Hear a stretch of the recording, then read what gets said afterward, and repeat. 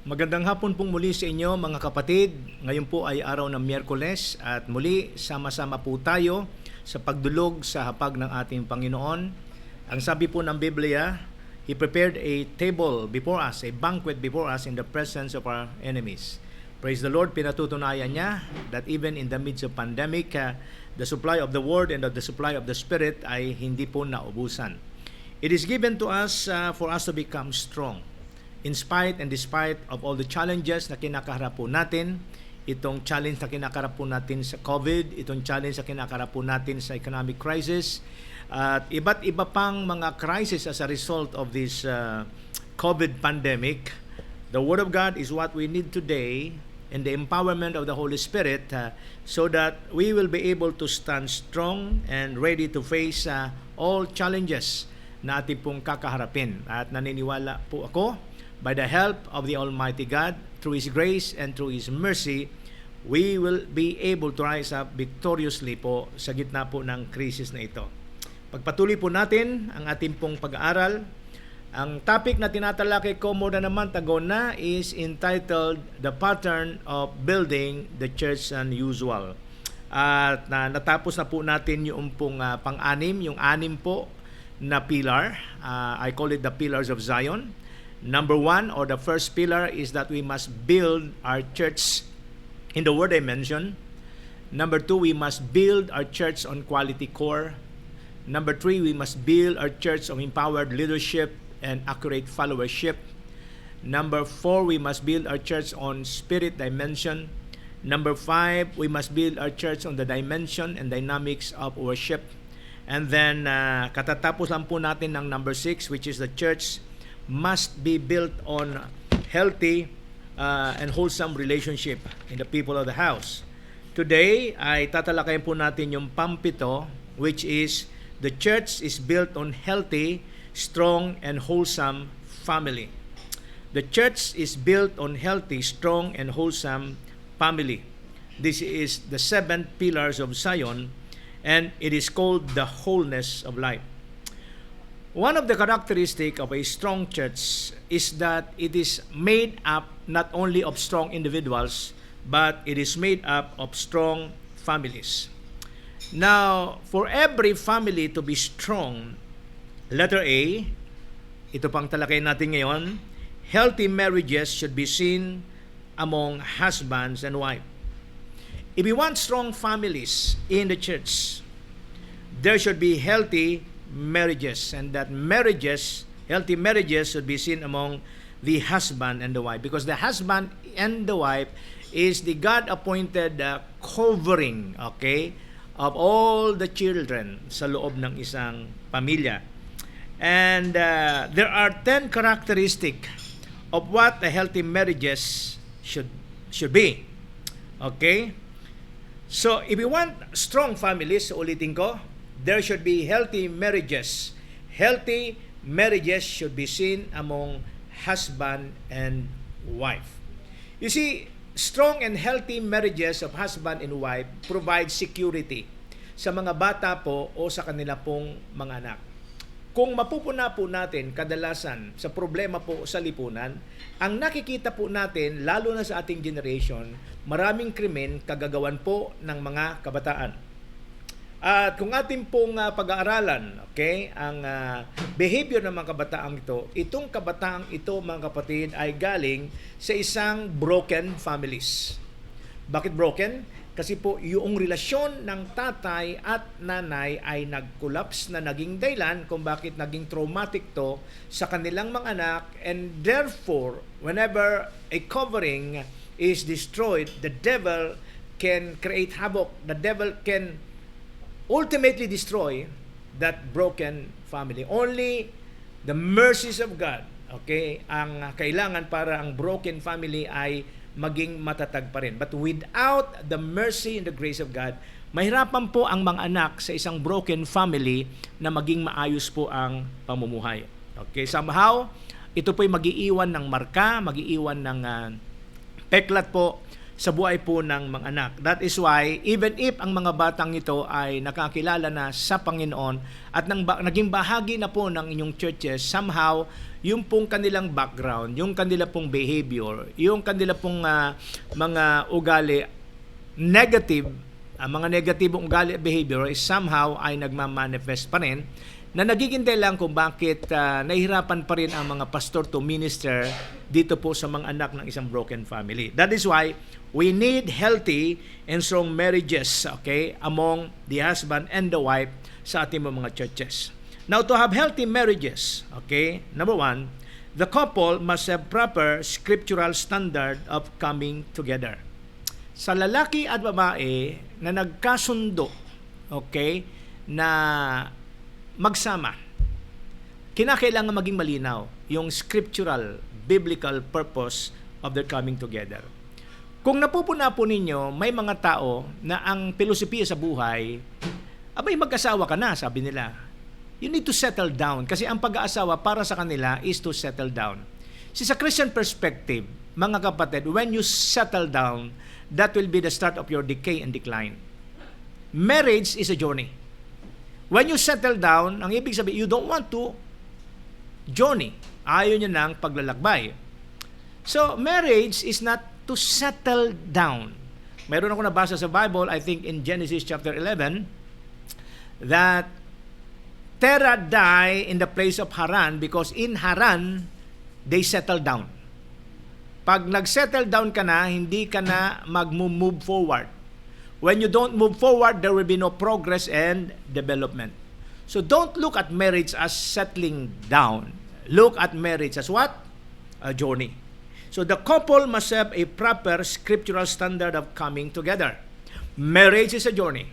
And in that journey, hindi po ginagarantiya ng Bible na everything will be smooth, everything will be okay.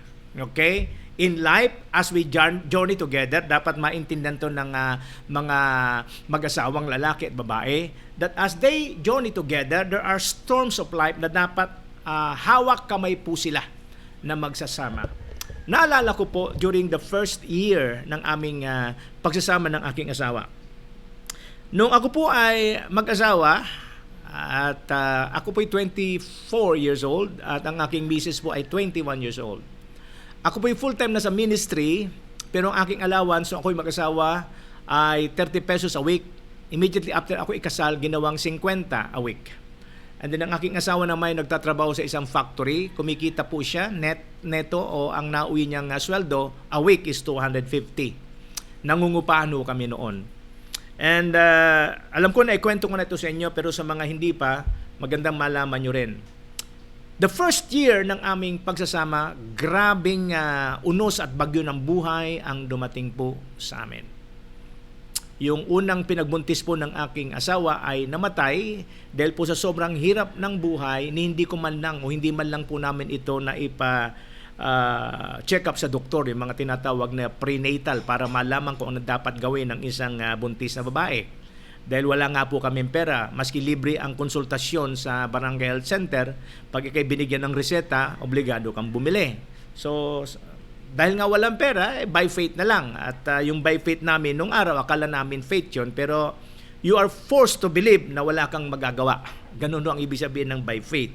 So, sa madaling salita, 2 weeks overdue, nung mga anak ang aking asawa at naipanganak niya yung bata ng patay. That was the first crisis of life na talagang only the grace and the mercies of God ang dahilan kung bakit nakabangon po kami. Nung mamatay po yung aming panganay na anak ay hindi ko na pinakita sa aking misis kasi inilibing din agad namin at ito ay inilagay namin sa isang halos karton lang ng sapatos at inilibing po ng tatay ko sa isang sementeryo na kami mismo hindi ko alam. At nung gabihong yon nanganak siya ng mga alas 10 ng umaga, nung gabing yon alam kong masama ang pakiramdam niya, hindi niya matanggap nung nangyari. Ako maski anong hirap ng buhay, dahil nakakilala ko sa Panginoon sa gitna ng krisis, naputulan ako ng kamay, namatay ang kapatid ko bago ko nakakilala. So feeling ko, bilang isang individual, kaya ko pang magdesisyon maglingkod sa Panginoon. Pero maski na gusto ko, pero kung ayaw na ng misis ko dahil traumatiko ang pakikisama niya sa akin, sobrang hirap ng buhay, mas gusto ko maglingkod sa Panginoon. Kung ayaw niya na, definitely maapektuhan ang paglilingkod ko. Kaya nung gabing yun, ang tanong ko sa kanya, kaya mo pa ba? Maglilingkod pa rin ba tayo sa kabila ng ganitong problema? Alam nyo, nagpapasalamat ako sa Panginoon at saka sa aking asawa sapagkat ang tugon po niya sa akin nung gabing yun, in the midst of pain, in the midst of agony, sa gitna ng pagluluksa, sabi niya, tuloy tayo sa paglilingkod. What is the point of why I am telling you this story? Marriage is a journey. Along the journey, there are storms of life that without God, without the mercy of God, mahirapan po tayong magpatuloy na magkasama bilang mag-asawa. Maraming mag-asawa, kahirapan lang ng buhay ang maghiwalay sa kanila. Maraming mag-asawa, naghiwalay hindi lang dahil sa hirap ng buhay, kundi ayaw silang pakikialaman ng kanilang mga biyanan. Maraming mag-asawa, naghiwalay dahil sa mga tinatawag na third party. Maraming mag-asawa, naghiwalay sapagkat nawala ng trabaho ang isa. Iba't ibang dahilan ng pagkasira ng pagsasama. Ito yung mga realidad ng buhay na halos lahat ng mag-asawa po ay nararanasan. There's no exemption. At dahil dito, napakahalaga para sa isang mag-asawa na magkaroon ng proper scriptural standard of coming together. Not only marriage is a journey, but marriage is a purpose of procreation. It is the purpose of the journey of the couple is not only procreation but really to create a family wherein that family can be used by God to bless people. You remember God when He blesses Abraham. All the families of the earth will be blessed through you. So actually, marami pong mga bagay na dapat tayong matutunan about this, the purpose of marriage. Pero dahil hindi po yan ang focus ng aking pag-aaral ngayon, ang sinasabi ko at napakahalaga, if you want healthy marriages among the husband and the wife in our churches, let the couple understand the scriptural purpose, of coming together ng mag-asawa. Pangalawa, they must live out of covenant relationship. Another thing that will help the couple to be strong and healthy in the relationship is that they must live out of covenant relationship. Pag sinabi pong covenant relationship, ano man ang mangyari, ano man bagyo ang dumating sa buhay, dapat walang iwanan. Kaya nga po, ang mag-asawa, ang lalaki at babae, sa kanilang kasal, ay tinatanong sila ng pare, ng pastor, ng ministro, kung talagang malilat ng isa't isa, at mayroon silang sumpaan. Ano po yung sumpaan yon? For better and for worse, in sickness or in health, till death, do us part. Ibig sabihin yan, anumang mangyari, gaano man kahirap ang buhay, gaano man karaf ang takbo ng buhay, we need to be stick together. That's covenant. Walang iwanan, walang laglagan. Alam niyo, maraming couples ngayon, maganda ang pagsasama pag maganda ang nangyayari sa buhay. Pero pag hindi na, doon po makikita natin yung klase ng relationship na meron sila. Ang iba po, masyadong mababaw ang relationship. Ang basis ng relationship ay yung pong lustful pleasure lang. Sexual pleasure. Pag nagsawa na sa isa't isa, hahanap naman ng iba. Ang iba naman ay gamitan lang, gatasan lang. Ginagamit ng isa yung mas mayaman, at yung may mas mayaman naman, as long na na-enjoy kita, okay lang. But the moment na magkasawaan, the moment na wala ng mahut-hot, wasak na, sira na. So, these are the shallow reason of coming together ng husband and wife. But without covenant relationship, mga kapatid, hindi pa magtatagal yan. Now, for the couple to understand covenant relationship, dapat po, una, ang Diyos ang sentro ng kanilang pagsasama. Sabi ko nga sa inyo noong nakaraang linggo, any relationship apart from God is bound to fail. Any relationship apart from God is bound to fail. For a marriage relationship to become strong, it should be a covenant relationship. At pag sinabing covenant relationship, God must be in the center of that relationship. Number 3, both the husband and the wife must have a clear understanding of their role function. Both the husband and wife must have a clear understanding of the role function. I think more than 2 months ago, I shared with you about putting every house in order. In that series study, tinalakay ko po yung Ephesians chapter 5, lalo na po doon sa portion na dinefine ko sa inyo kung ano ang role ng asawang babae. Ang nakalagay po roon, wives, submit to your husband. Anong role ng asawang lalaki? Ang sinabi ko po, sinasabi ng Bible doon, husband, love your wife as Christ loved the church. I think masyado na pong mahaba ang panahon na Google natin doon at ito'y sariwa pa sa inyo.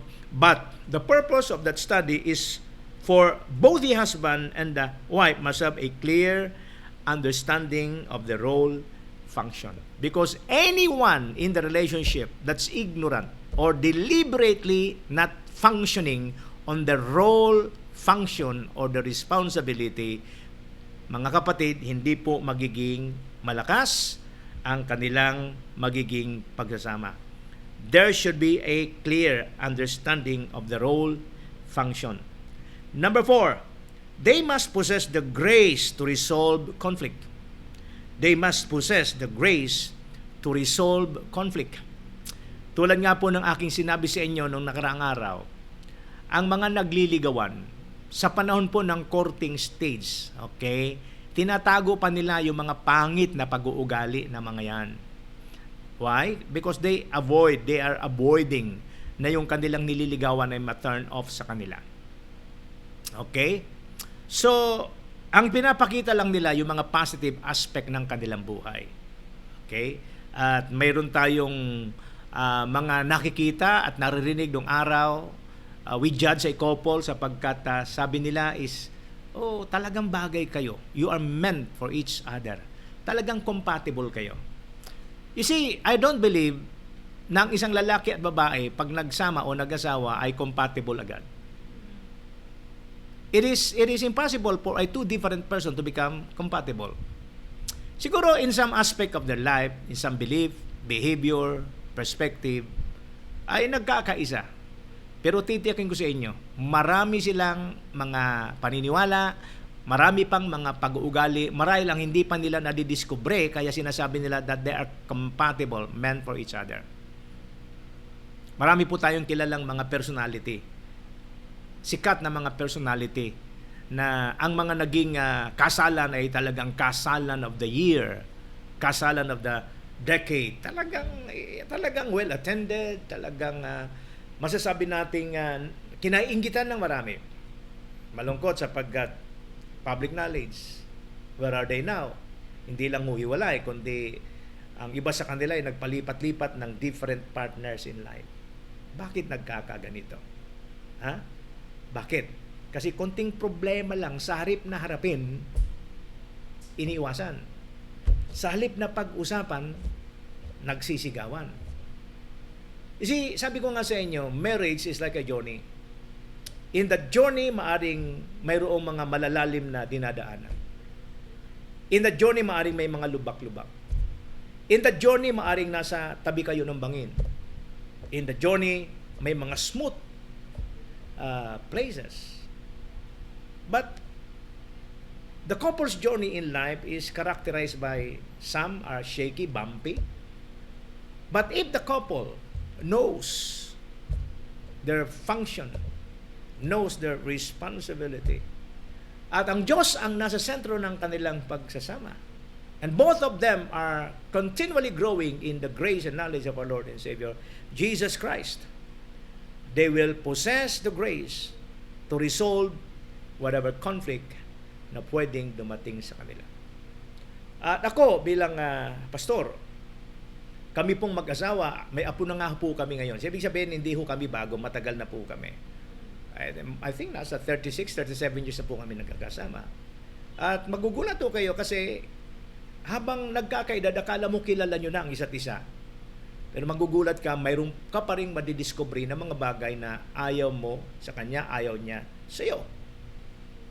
Praise God, salamat sa Panginoon, because God is in the center of our relationship. Kaya pag may ganyan mga conflict, lapit lang kay Lord. Lapit lang kay Lord. Magpakumbaba bawat isa, at maski mahirap harapin ang causes of conflict na yan, if God gives us the grace, God, that grace will give us what? The power and the wisdom to resolve whatever conflict.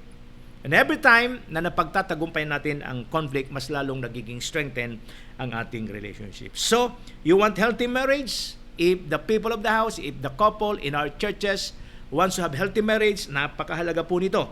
They must possess the grace to resolve conflict. This grace is just a result of what? Both the couple continues to grow in the grace and knowledge of our Lord and Savior, Jesus Christ. Alam po ninyo, ang mag-asawa, okay, they are like a couple, a partner that's building their life together, building a house. Matthew chapter 7, 24 to 27 says, mayroon nagtayo ng bahay at ang isa ay nagtayo po sa ibabaw ng bato.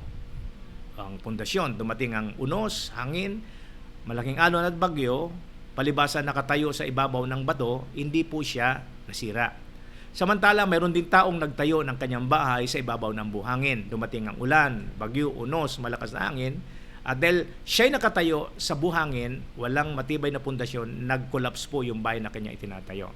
At ang sabi po ng Bible, yung nagtayo ng bahay sa ibabaw ng bato, sila po yung mga nakikinig at nagsasagawa ng salita ng Diyos. So, for the couple to have a strong and healthy relationship, both of them, sila po dapat ay dalawa ay nagkakaisa na sabay na lumalago, sabay na kung saan ay nagpapailalim sa pastor as the carrier of the grace, sabay na kung saan ay dumadalo sa mga gawain at nag-aaral ang salita ng Diyos, sabay na sumasamba sa Panginoon at nananalangin. Kasi pag ang isa sa kanila ay masyadong malaki yung agwat, gap ng pananampalataya, the wider the gap, the more the devil have opportunity to enter into their marital relationship. But the closer the gap, the more na mababantayan po nila ang kanilang sarili, ang kanilang relasyon against the works of the devil. So, ganun po ang kahalagahan. Kaya nga po, mapupuna po natin sa churches, pag meron tayong miyembro na babae lang o lalaki lang, okay, at hindi kasama yung asawa, gaano man ho ka-prayerful, gaano man ka-worshipful, gaano man po ka-committed, somehow, pag hindi po mananampalataya ang asawa na hindi nakakasama doon sa church, it really affect yung kanilang spiritual strength at kanilang spirituality. Because whether we like it or not, ang laki po ng tsansa na yung pong unbelieving spouse ang gamitin ng demonyo para subukan ang pananampalataya ng isang believer. That is why, pastor, leaders, workers, we really need to pray that the couples in our churches must continue sabay na lumalago sa pananampalataya. At kung may mga miyembro po tayo ng isa, the other half ay hindi mananampalataya, let's continue to pray, let's continue and help that the believing spouse to reach out the unbelieving spouse para po maging buo at maging kompleto po sila. Number 5, they must set the course towards future and destiny. They must set the course towards future and destiny. In healthy marriage, both the husband and the wife knows their destiny, knows where to go. Mayroon po silang malinaw na objective sa buhay. Mayroon po silang malinaw na goal na dapat abutin. Okay? At dapat po nagkakasundo sila, kapit kamay po nilang pinupuntahan ito. In every action na kanilang gagawin, alam nila ang bawat action na yan ay magresulta saan? Sa paglapit po nila towards their destination, towards their destiny. They must set the course towards the future. Dapat they are guided by the Word of God. The Word of God must give them a clear picture of what God wants them to be in the future. Okay? Imagine if both the couples in our churches knows Jeremiah 29:11. For I know the plans I have for you, says the Lord. Plans not to harm you but to prosper you, to give you a hope and a future. Both the husband and the wife has this clear understanding of their future kasama yung kanilang mga anak. Imagine the strength that it can contribute to the corporate life of the church. Okay? They're not only the one attending the church, they're not only the one worshiping God, but together with their children, okay? Kanila pong patuloy na inipapasa yung kanilang vision na yon, yung kanila pong picture of the future and destiny. Mga kapatid, makikita po natin that church will really become a strong church. Number 6, they must prioritize kingdom involvement together. A healthy marriage characteristic is this. Okay, the couple must prioritize kingdom involvement together. Anyo, may mga mag-asawa na ang sabi ng isa, diyan ka na lang sa church, huwag kang mag-alala, suportado kita.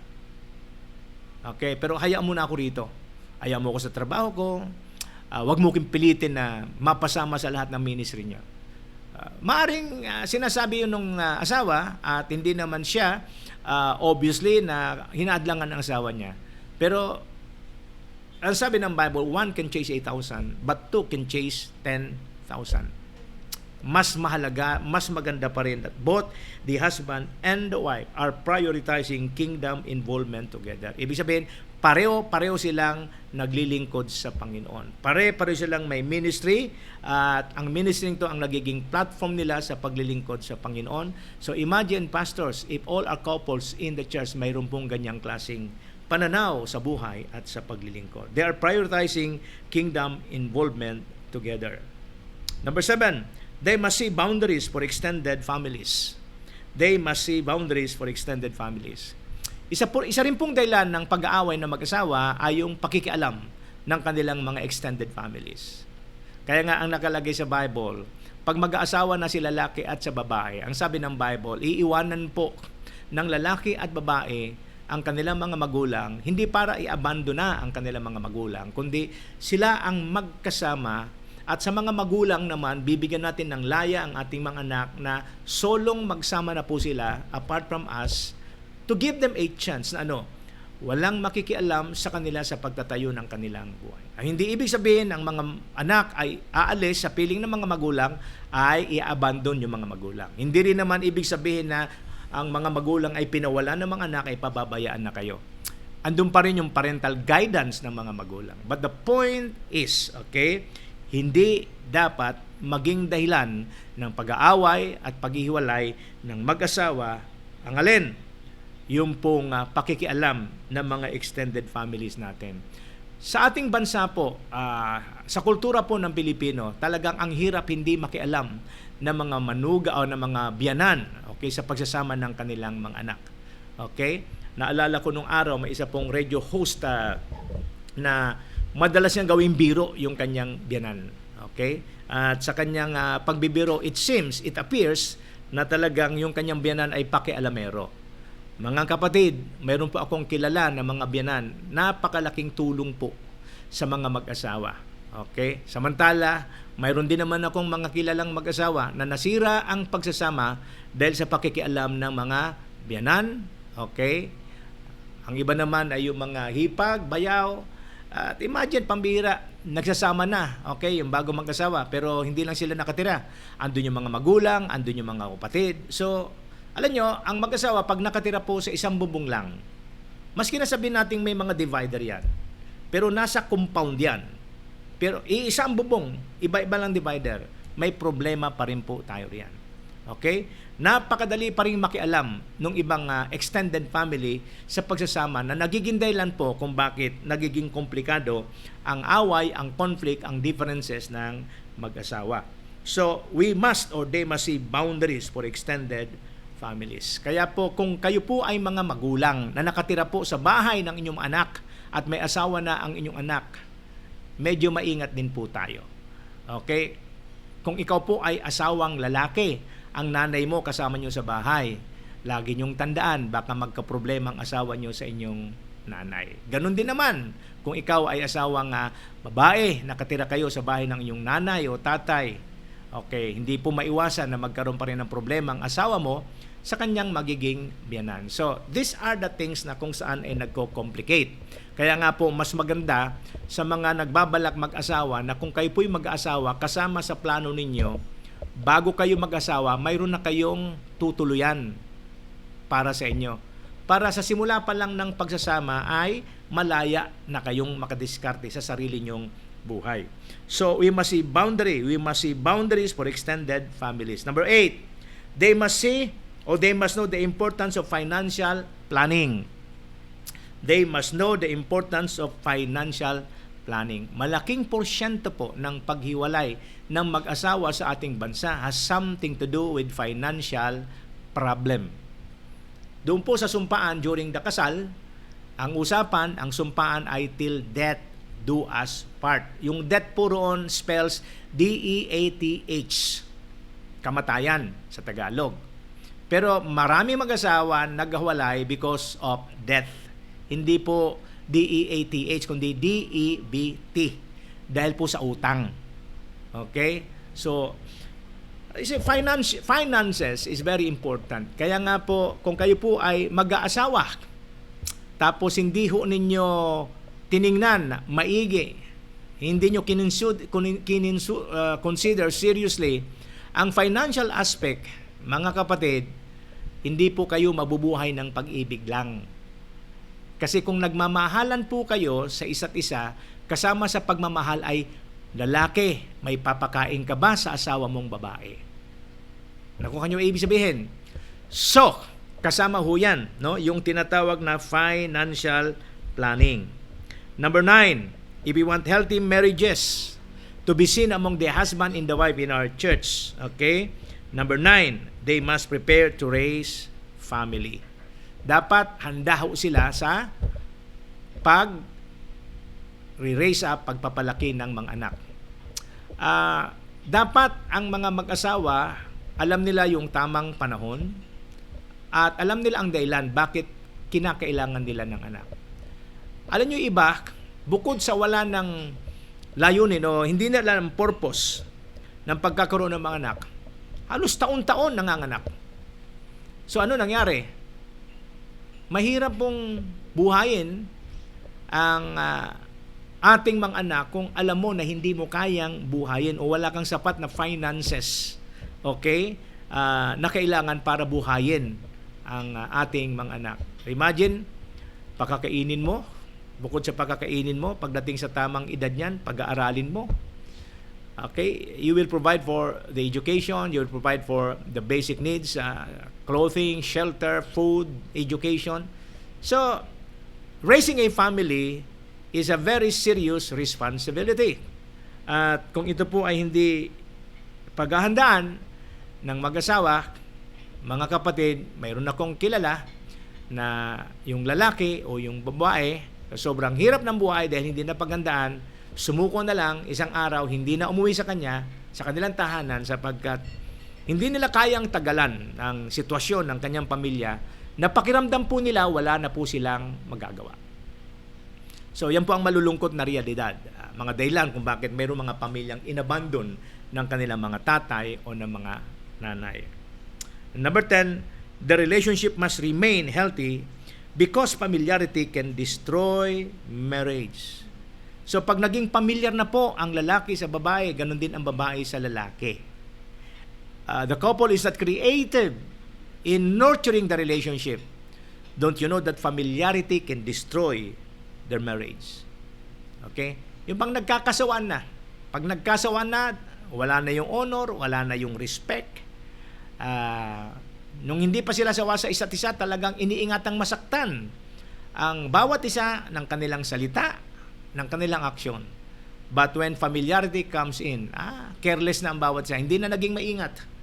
Walang kamalay-malay yung isa. Akala niya ay salita lang siya ng salita na walang epekto. Pero wala siyang kamalay-malay. Grabe yung latay na nararamdaman ng isa dahil po sa careless words, carelessness, tactless, okay, na mga salita na binibitawan ng isa.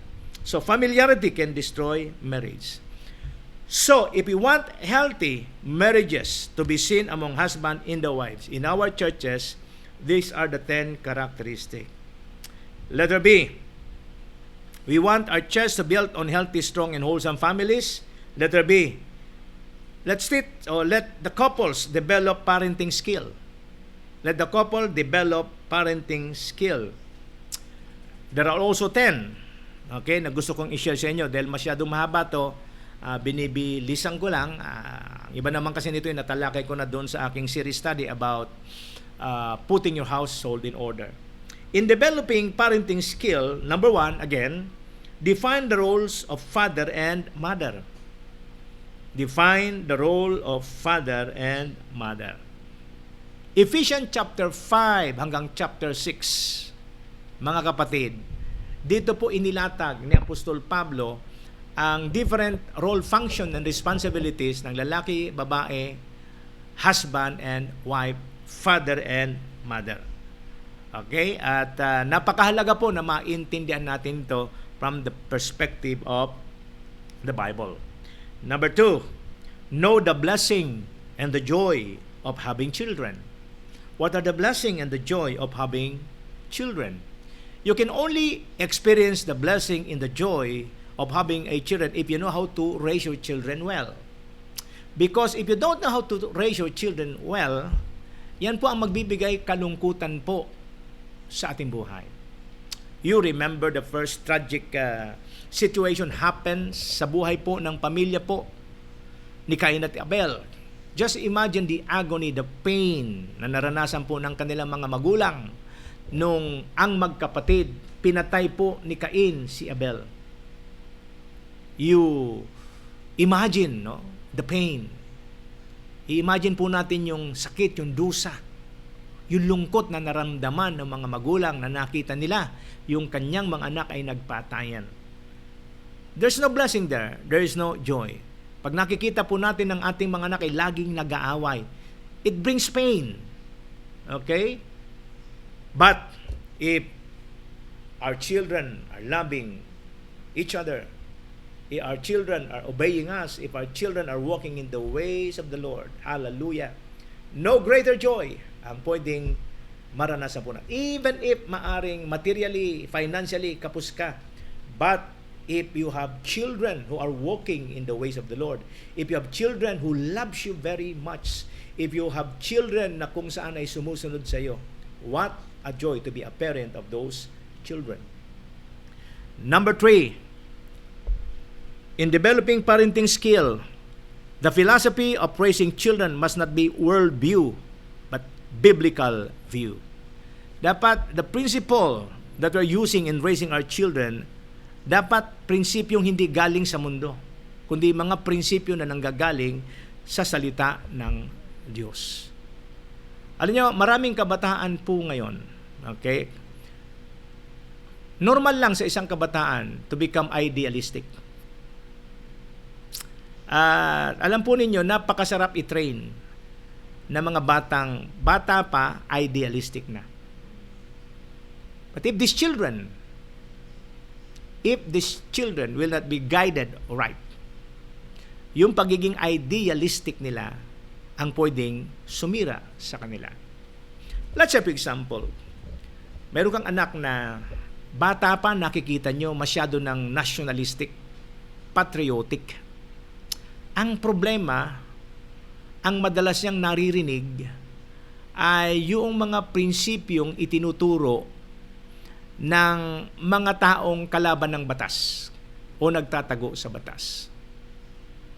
What do you think will happen to your children who are nationalistic and patriotic? Pwede hong lumiko po ang kanilang landas. However, kung yung mga magulang po, nakita po nila yung passion ng kanilang mga anak and they know how to feed that passion according to the Word of God. Hindi lang po nila matutulungan ng kanilang mga anak na maging successful, but they will help their children to fulfill the purpose of why God allowed them to exist. So the philosophy of raising children must not be world view, but biblical view. Number 4, the parents must know the difference between discipline and punishment. Balikan ko lang po yung number 3 kasi may sumasagi sa isipan ko. About the philosophy of raising children must not be world view, but biblical view. Mayroon pong magulang na pinag-aral po ang kanyang anak upang maging custom. Sa custom po.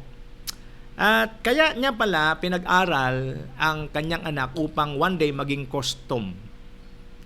Alam nyo, magugulat po kayo kasi it's first-hand experience ko po ito. Kaya niya pala gustong one day magtrabaho po yung kanyang anak sa custom sapagkat maganda pong pagkapirahan ang custom. So imagine the world view. Anak, pag-aaralin kita at gusto ko dumating araw na maging custom commissioner ka. Imagine the vision that you're imparting. Imagine the world view that you are putting into the heart of your child. Hindi na maiwasan maging korap yan. Nakuha niyo ibang sabihin?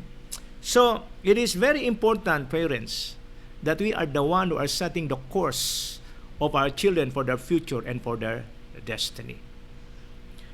Number 4, the parents must know the difference between discipline and punishment. What is the difference between discipline and punishment? Discipline is for the purpose of correction. We discipline our children because of love. Punishment is for the purpose of penalizing yung anak mo dahil nagawa nilang isang bagay na ayaw mo. But you don't bring correction. You don't bring correction. Ang discipline ay may aspeto ng punishment for the purpose of correction para hindi niya uli ito gawin. Pero yung punishment, sinaktan mo yung bata, pero walang correction. At ang dahilan kung bakit sinaktan mo yung bata because you're disappointed o ikaw ang nasaktan. Punishment out of anger. Okay? So yun ang nagiging problem. That's the difference. The parents must know the difference between discipline and punishment. Kaya nga po yung mga magulang na hindi nagdidisiplina, ibang klase ho pagparusahan ng kanilang mga anak. Yan po ang pwedeng kasuhan ng child abuse. But if you are a godly parent and you want to discipline your children, lagi pong mayroong purpose o laging ang purpose is for correction and righteousness. Number 5, they must choose the right education for their children. Early in the life of our children, we must know kung ano po yung gifts nila, kung ano po yung passion nila. Pray and discern kung ano yung plano ng Diyos sa kanila.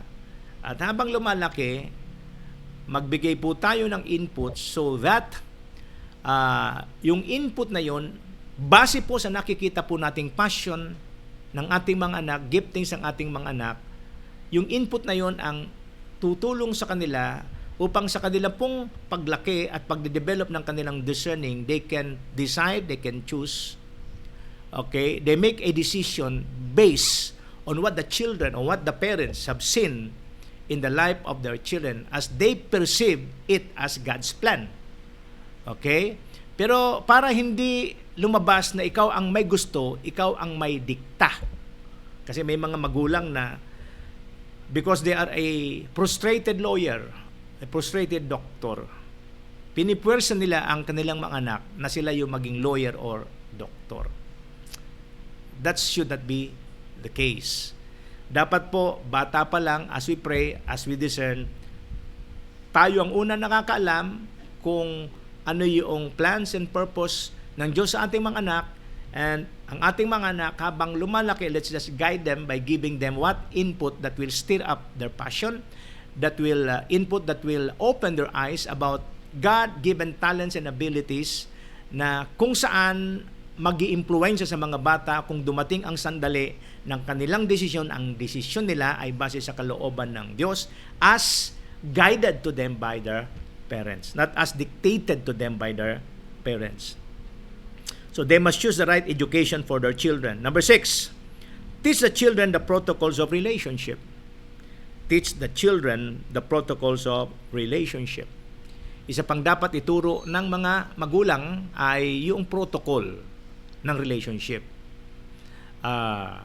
Alam nyo, yung mga magkakapatid, ang dahilan kung bakit madalas mag-away, ang iba'y nagkakasakitan pa sa kanilang pag-aaway, isang dahilan marahil ay hindi alam yung protocol ng relationship. Hindi alam ng mas nakababata yung respeto na dapat ibigay ng mga nakababata sa matanda. At ang dahilan kung bakit din yung matatanda binubuli yung nakakabata sapagkat marahil hindi niya rin alam yung protocol ng relationship na yan. About the protocol of relationship among the siblings. Kaya hindi po naiwasan yung mga magkakapatid, sila nagsisilusan. Sila nag-iinggitan. Mayroong mga tinatawag na siblings rivalry. And the devil can take advantage of this if the parents will not teach the children the protocols of their relationship.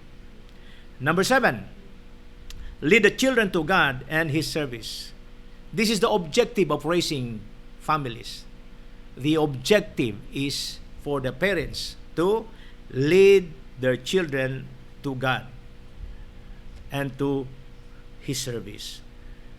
Yung bang magandang nakikita natin ng ating mga anak, bukod sa sila po'y connected sa Diyos at malapit sa Diyos, sila rin po ay naglilingkod sa Diyos even if the service is not within that church context. But we know that they're serving God even if nagtatrabaho sila sa kanilang mga workplaces. Because serving God is not only confined with the ministry of the church. You can serve God even if you are in your workplaces. A good example of this is sila Daniel. Joseph, these are people of God who are being used mightily by God, not in a church setting. Okay? Si Daniel ay nagtrabaho sa palasyo ng hari, ganun din naman si Joseph. And both of them are excellent in their ministry towards God and towards the people of the place na pinaglagyan sa kanila ng Panginoon. So, these are the parenting skills that every couple needs to develop, no?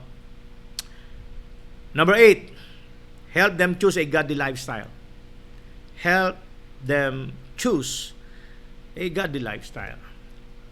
Alam naman po natin na yung environment po natin ngayon ang napakalaking faktor na humuhubog sa pag-iisip, sa gawain, and eventually sa lifestyle ng ating mga anak. Television, social media. These are powerful tools.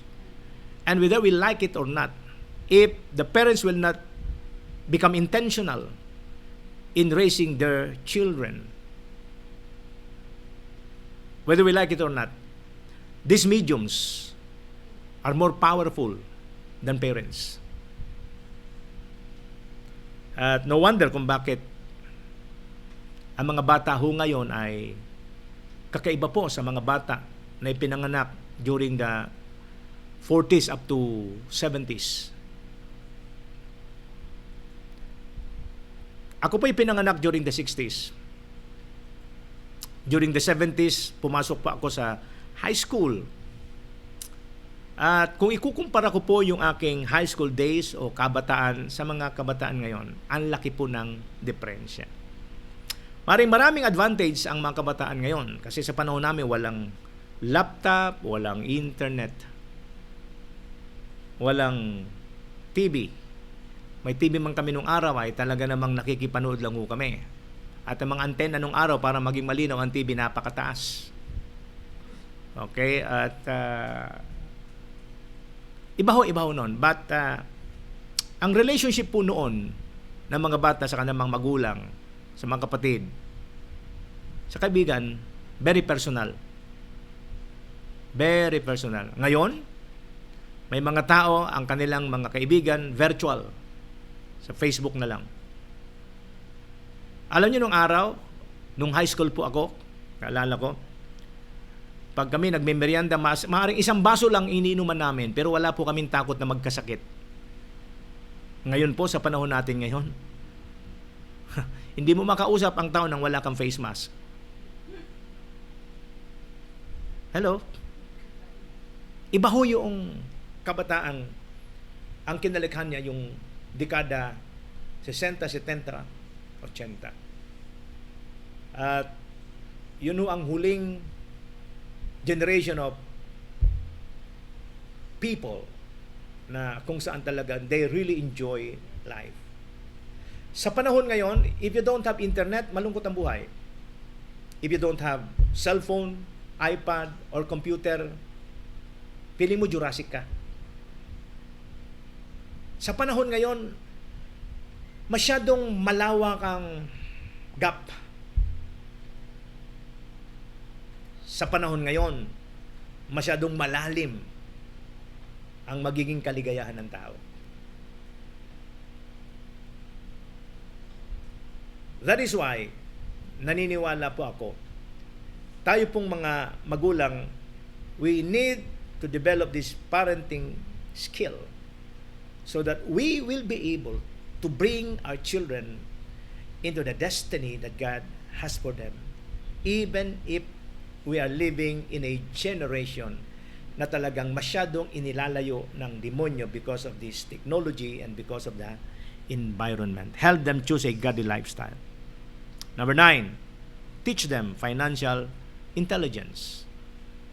Teach them financial intelligence. Alam mo ninyo, during the 70s, ito yung mga panahon na kung saan nagsimula pong ang ating mga ama, ang mga tatay ay nag-abroad, nagpunta ng Saudi at ibang bansa. Para saan? Para kumita. Para mayroong malaking sweldo. Ang isa naging malaking problema is, nung nagtatrabaho na at nagpapadala, maraming pamilya na hindi ho yata naturuan kung papaano humawak ng pera. They enjoy the blessings, the money, pinapadala sa kanila ng tatay o nanay nila, na kung gumastos po ay walang taros at para bang ang kanilang mga magulang ay nangingitlog lang ng pera sa ibang bansa. Until one day, umuwi sa tatay o sa nanay na wala rin pong naipundar. At nung bumalik, balik pa rin sa hirap. Why? Nagkaroon na ho ng pagkakataong kumite. But because the parent failed to teach their children about financial literacy, financial intelligence, or how to handle finances, balik uli sa kahirapan. Number 10, teach them healthy living and healthy diet. Teach them healthy living and healthy diet. Alam po natin yung kasabihan, health is wealth. Health is wealth. Ang generation natin ngayon, ang generation na kung saan samot-sari ang mga sakit at karamdaman. During the 60s, 70s, mabibilang po natin ang mga sakit at karamdaman. Sabi ko nga nung araw, bumili ka ng soft drink, maski isang baso lang po. Ang ginagamit ng 4 na magkakaibigan, isang baso ang ginagamit nilang iinuman. Hindi po sila tuwang-tuwa po, walang takot na mayroon pong sakit na mahawa sa kanila. Nung araw, naalala ko na ako po'y nag-aaral, grade 6.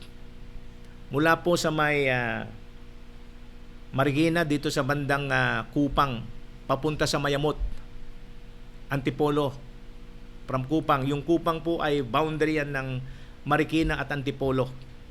Katabi ko yan ng SS Village sa Marikina.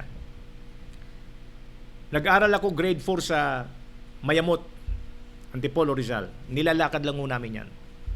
Napakalayo ho yan. Pero nilalakad ho namin yan.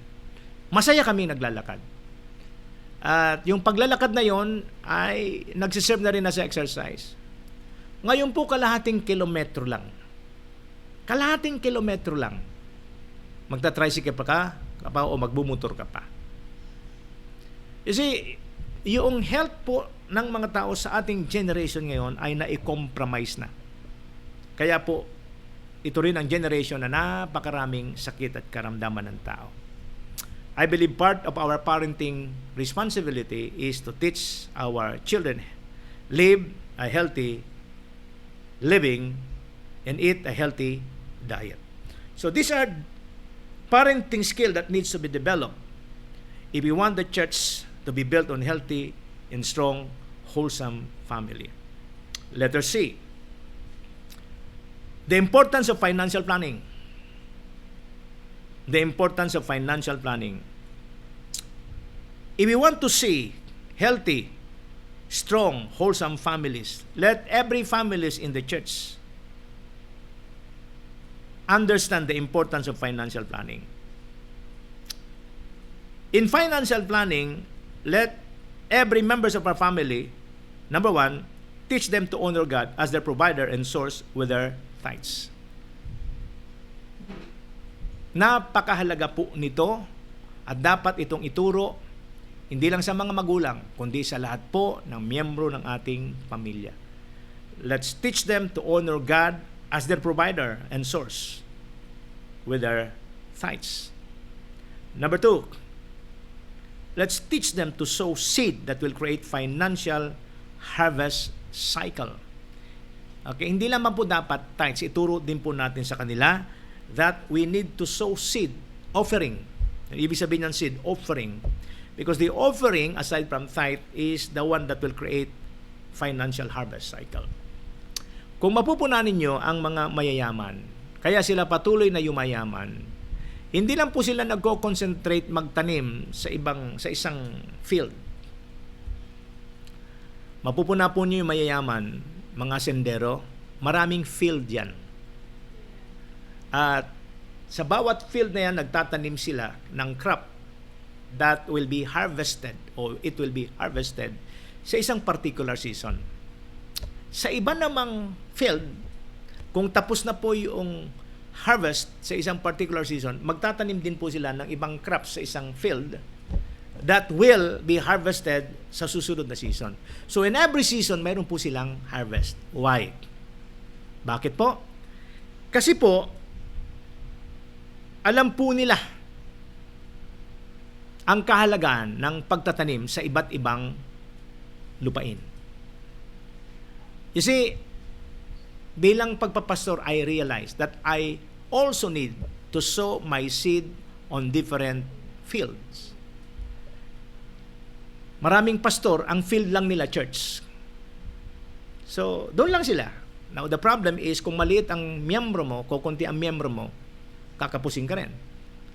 Because even if the church, let's say for example, has 60 families, 60 members, hindi naman 100% yan magbibigay ng ikapo na kung saan pagkukunan ng allowance ang pastor.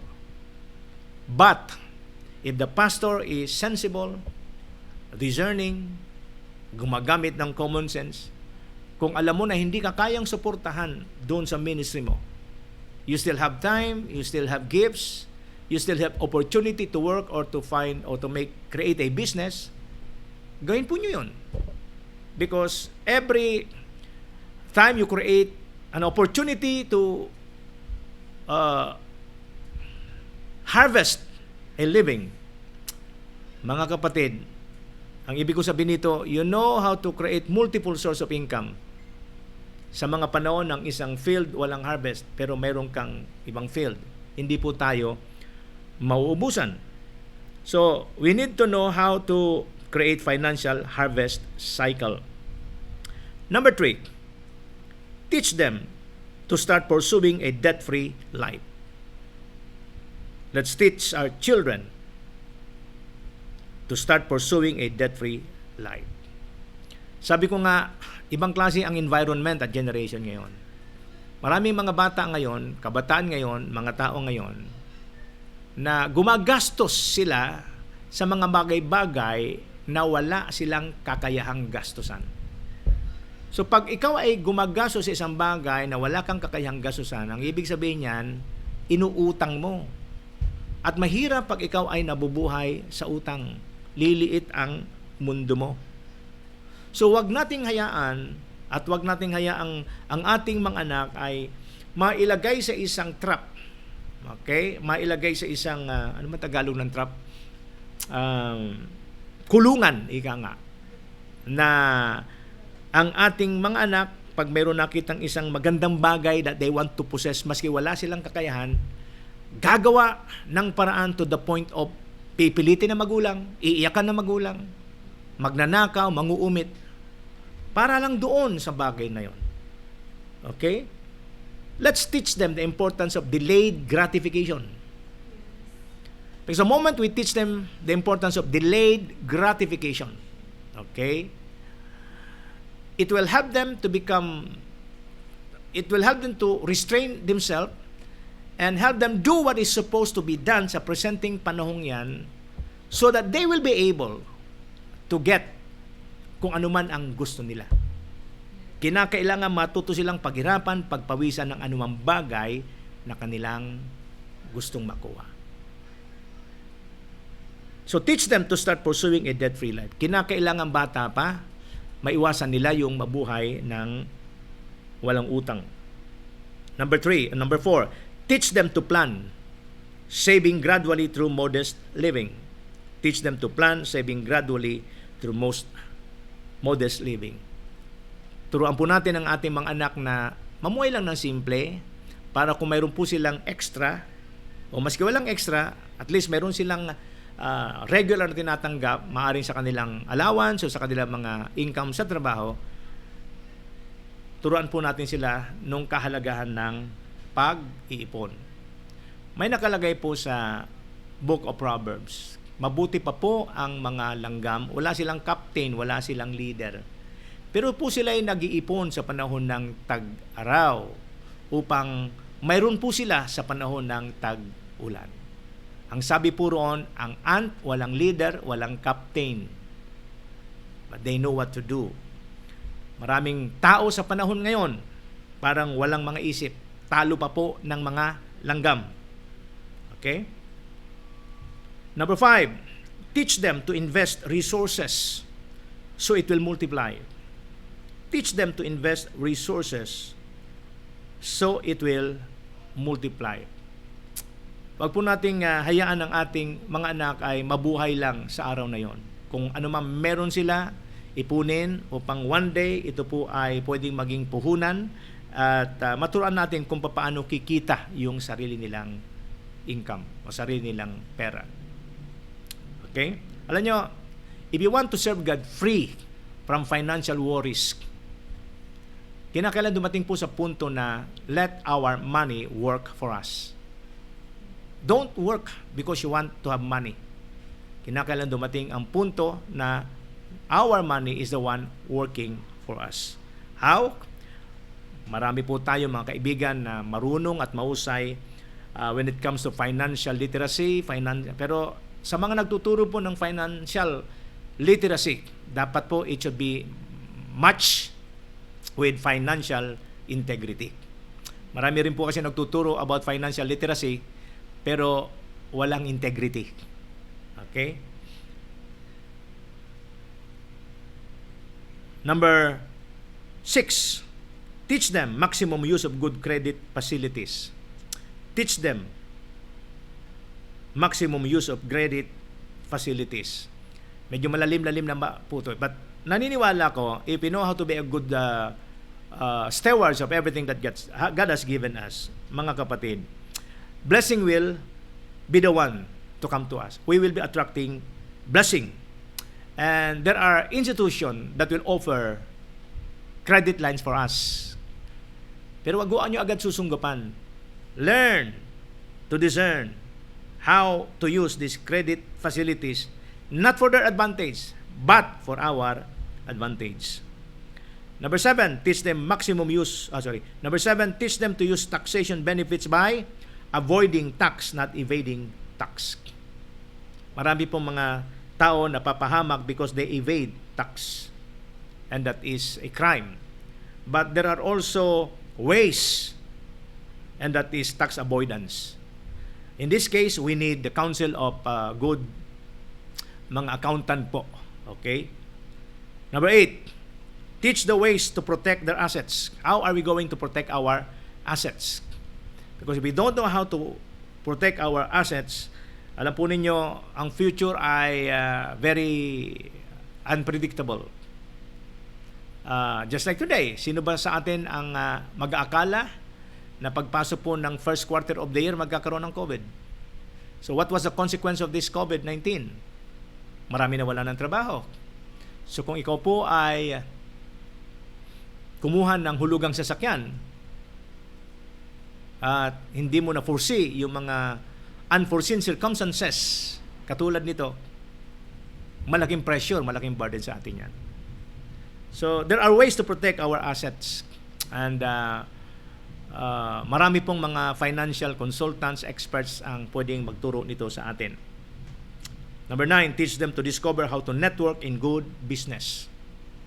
Networking with good business people, business institution is also good. In fact, kung mayroon po tayong makikita mga personalities who are very big personalities in business, ito yung mga tao na kung saan they know how to network with good business. Lastly, number 10, teach them to grow in the power to make wealth by acquiring financial intelligence. Teach them to grow in their power to make wealth by acquiring financial intelligence. Last scripture that I want to share, Deuteronomy 8:18. Ang sabi po rito, but remember the Lord your God, for it is He who gives you the ability to produce wealth, and so confirm His covenant which He swore to your father as it is today. God made a covenant with our forefather Abraham, and according to that covenant, God wants to bless Abraham's descendants. If we are in Christ, then we are the seeds of Abraham. Therefore, heir according to the promise. And what was the promise? The promise is to bless us. The promise is for us to live in bounty. Pero paano darating ang bounty, ang abundance ito? Remember the Lord your God, for it is He who gives you what? The ability to produce wealth. When God wants us to give wealth and riches, hindi niya ito ibibigay ng literal, ang pera ay darating sa ating harapan. Wala pong perang uulan. Wala pong darating na isang grab delivery na bibigyan ka ng isang ng pera. Very clear. God is the one who gives you the ability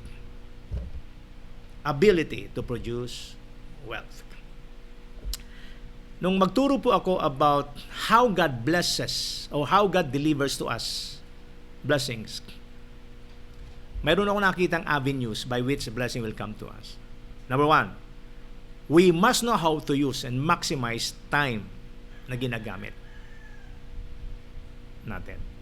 God gave man 24 hours a day. Mayaman, mahirap, may pinag-aralan o wala. Pero mapupunan nyo, ang isang tao kaya nagtatrabaho 8 hours sa kanyang trabaho, binabayaran po ng kumpanya yung oras na ginugugol nyo. So, your time can be converted into cash. So, one way God blesses us is paano natin ginugugol ang ating oras. Sa kumpanya o sa trabaho nyo, pag kayo po'y pumasok, laging late, may bawas ho ang inyong sweldo. Why? Isang kinukonsider ng kumpanya sa pagbibigay ho sa atin ng ating sweldo, yung oras.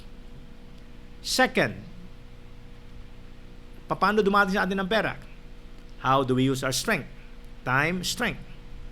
Maski wala kang pinag-aralan, mga kapatid, pero pwede kang kumita ng pera. Bakit may mga tao na walang pinag-aralan, mahirap pong makapasok sa trabaho? Anong ginagawa nila? Ang ibang tanging magagawa, gamitin nila ng lakas. Kaya ang iba sa kanila ay porter po dyan sa pier, porter po sa airport. Pag dumating ka sa pier, nag-uunahan sila. Bubuhatin po ang mabigat mong daladalahan. Bibigyan mo ng tip. Anong binabayaran mo sa kanila? The use of their strength. Your strength can also be convertible into cash. Ano ba? Ano sinabi ko sa inyo? Time, strength, skill. Skill, talent, or ability. Alam nyo ba, may mga tao maaring hindi naman gumugugol ng 8 hours a day, pero malakas kumita. Ang puhunan, skill. Tingnan po nyo yung mga painter. Mayroon po mga painter na daang libo ang halaga ng kanilang mga ginuguhit. May mga taong handang magbayad sa kanila, ibang milyon pa. Paano sila kumikita? Because they're using their skill. Time, strength, skill. Lastly, ideas. Ideas. Tingnan ho ninyo ang inventor, discoverer po ng Facebook. Isa sa pinakamayamang tao sa buong mundo, batang-bata. Paano siya kumita? He just uses his idea. Idea. So this is the way God gives men, even His people, blessing. Kaya sabi ng Bible, remember the Lord your God, for it is He who gives you the ability. The ability to use your time, the ability to use your strength, the ability to use your skill, and your ability to use your idea will determine how much blessing you receive. Sa pagtatapos, naalala ko po ang teaching at sinabi ni Dr. Miles Monroe. Ang isa raw po sa pinakamayamang lugar sa mundong ito ay masusumpungan nyo sa libingan. Sapagkat maraming nakalibing sa libingan ngayon, ang halos 5% lang ng kanilang potential ang na-utilize. Meaning 95% potential kasama nilang nailibing.